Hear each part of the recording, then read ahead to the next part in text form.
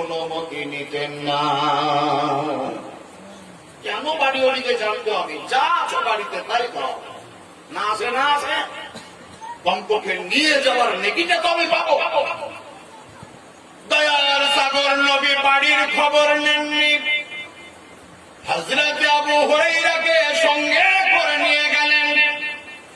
দরজায় দণ্ডায়মান হয়ে নবী নিজের স্ত্রী হযরত আয়েশা হুমায়রাকে জিজ্ঞাসা করলেন, বিবি আয়েশা, একজন মেহমান নিয়ে এসেছে, নাম হলো আবু হুরায়রা, বাড়িতে যদি কোনো খাবার আছে তো বলো।